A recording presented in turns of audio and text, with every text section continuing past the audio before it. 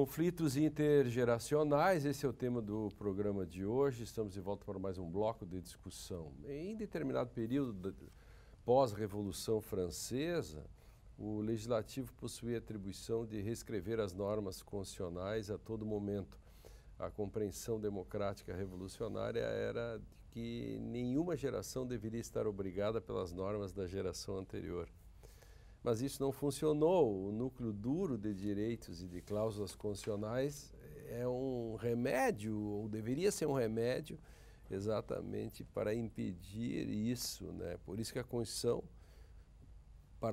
paradoxalmente ou não, é um remédio contra maiorias. Claro. E a discussão dos legados e da tradição. Esse contexto francês pós-revolucionário é de um momento, né?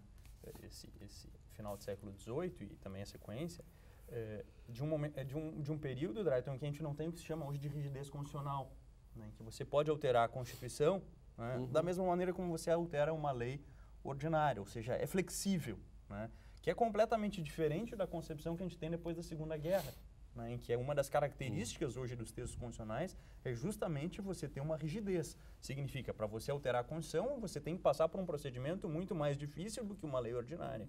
Por quê? Porque a ideia é de preservação, né, de um núcleo que também tem a ver com a mesma proteção que recebem as cláusulas pétreas. Então, uma esfera do indecidível. Primeiro, você pode alterar algumas matérias, e isso exige um procedimento mais específico, mais complexo. E segundo, tem inclusive algumas esferas que você não pode alterar. Então, completamente diferente o cenário atual do cenário do Estado liberal. A discussão que a gente tem aqui no constitucionalismo, sobretudo no constitucionalismo contemporâneo, isso ficou muito acentuado há uns 20 anos atrás, quando o Canutilho faz a mudança da ideia dele. Nós acreditamos aqui numa Constituição dirigente, é uma tese que depois ele revoga a própria tese. Se a Constituição pode, né, delimitar as linhas de uma maneira tão inflexível. Se eu posso até onde uma geração pode comprometer ou controlar ou amarrar as próximas gerações, que na verdade é um problema do direito que não é um problema de hoje. Ou o lema positivista, cada vez mais os vivos serão governados pelos mortos. Exatamente, o problema é exatamente esse, né? E aí a gente comentava no making off, nos bastidores, justamente agora a gente tem uma geração pós-88, nossos alunos na faculdade são todos nascidos já no final dos anos 90, aí, né? Já tem alunos dos anos 2000, que não viveram o 88, não viveram a democratização, não sabem o sentido que a Constituição tem e, no entanto, vão na rua pedindo por uma nova Constituinte. Nem conhece nem essa Constituição. Como aí a gente também tem essa questão do conflito intergeracional, Drayton.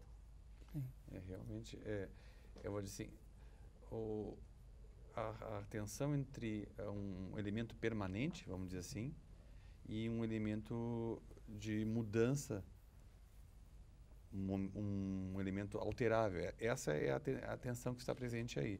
Então, nós, através de um texto como a Constituição, nós queremos legar às gerações futuras algo que nós consideramos naquele momento histórico como sendo adequado, vamos dizer assim, imprescindível, mas aí fica a tensão.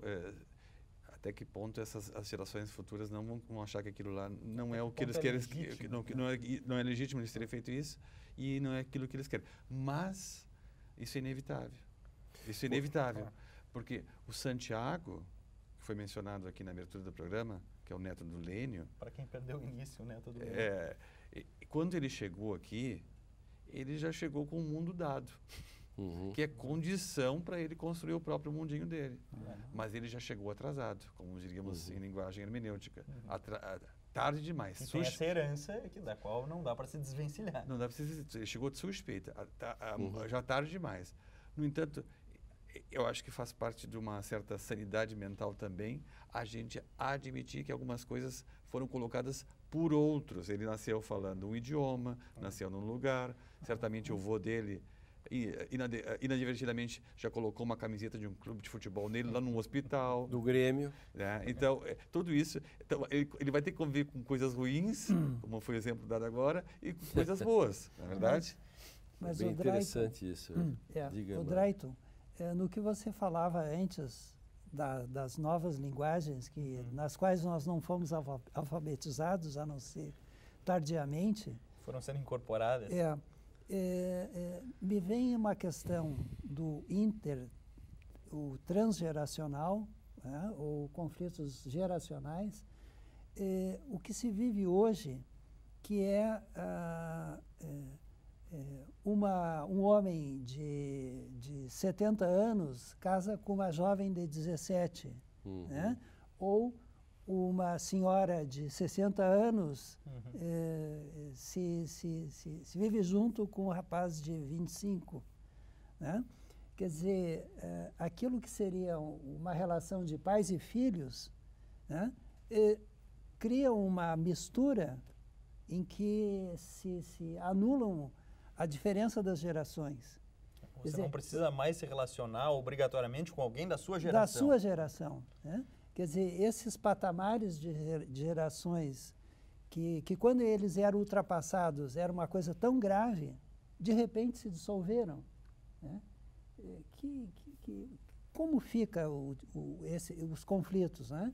Quer dizer, quando a filha e a mãe são as melhores amigas, né? Ou quando o pai e o filho são os melhores amigos, né? Para mim é uma questão, né? Isso é uma coisa muito, muito nova que nós estamos vivendo. Que o avô seja amigo do neto, sim, há um pulo de gerações, né? Mas de uma geração para outra. De uma geração para outra. E essa questão dizia no início, né? E eu acho que isso é empiricamente, não é só intuitivo, mas eu acho que é demonstrável também que, na medida em que o tempo fez com que o seu bisavô, com a relação com o seu avô, era mais difícil, mas em compensação sempre tem uma geração que pula, que o neto ou o bisneto acaba sempre pegando, digamos assim, a parte mais doce, por alguma razão que eu não sei explicar. Ainda, né? Então, essa questão me intriga, mas me intriga mais ainda um país como o nosso, que é um país de classes sociais tão distintas, e a Lei Maria da Penha, por exemplo, ela é um componente objetivo e estatisticamente demonstrável da violência doméstica, do qual os filhos acabam sendo o que sobra para eles das brigas dos pais, e a violência contra os próprios filhos. Isso é uma questão que está muito ligada, para mim, às questões de classes sociais e do problema econômico que acirra isso. Não sei o que vocês acham na questão dos conflitos. Ou isso nem é conflito, é realmente opressão só?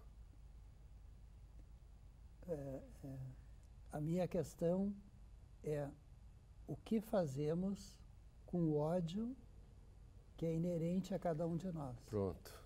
Né? Era essa a ideia, exato. O que fazemos com o ódio que é inerente a cada um de nós? Veja, Orestes de Ésquilo, ele, para vingar o pai, mata a mãe, né? Assassina a mãe. E o que ele faz com a culpa resultante deste ato? Né? O destino dele seria ser destruído pelas fúrias, pelas eríneas. Isso. No entanto, ele vai em busca do auxílio de Atena, né, que instaura uma instância para julgar o seu ato. E no empate, ela dá a favor do réu. Né? Aí vem. Claro. Indúbia. Indúbia pro réu. Pro réu, obrigado. Essa é a Isso. expressão que ficou no direito, né, em latim. Ou no voto de Minerva, né? É o voto de Minerva que na verdade, ela não vota, né? Porque Sim. como não deu maioria, o empate beneficia, né? Nesse sentido. Né? Mas aí, nessa questão, foi bom tu levantar isso, que hoje eu tenho trabalhado essa questão da trilogia, ou da Oresteia ali, do Orestes. Do Ésquilo. No Ésquilo, a questão as iríneas são a opinião pública, a moral, desejos, vingança, etc. E o julgamento é exatamente a instância que tem que filtrar isso para ser civilizatório. Que é uma espécie de procedimento, de processo ali, racional, vamos dizer assim. Eu chamo isso de primeira manifestação da autonomia do direito face à moral. Mas só para entrar na carona aqui, o Fly falou sobre culpa, né?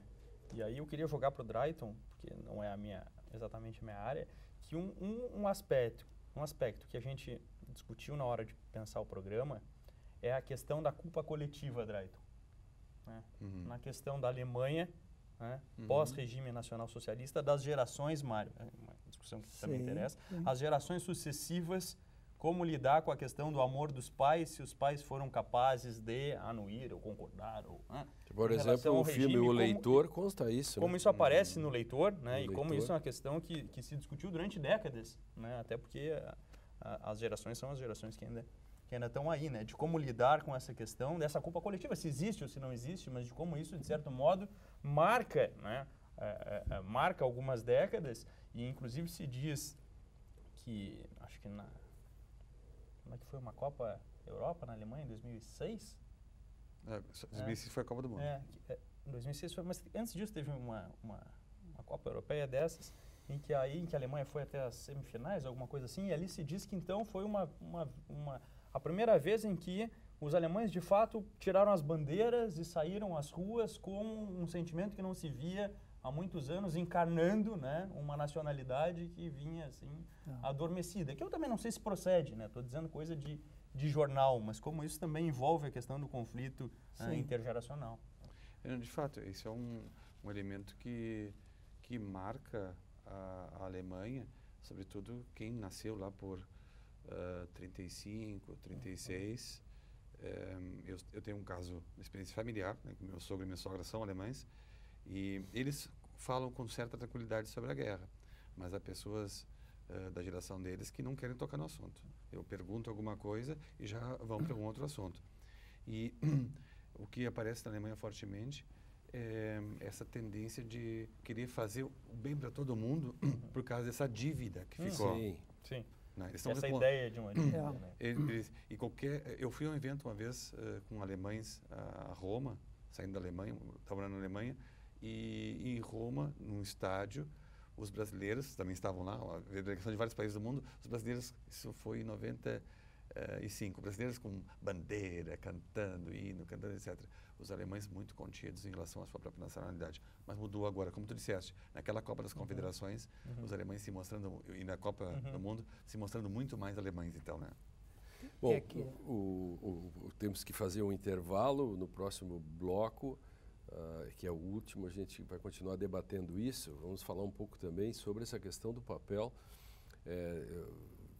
do Estado, o papel do direito no sentido da interdição, na medida em que como que se lida com alguém que manda e qual é o legado e quais são as condições para esse mando, né? No próximo bloco a gente vai falar disto, a gente já volta.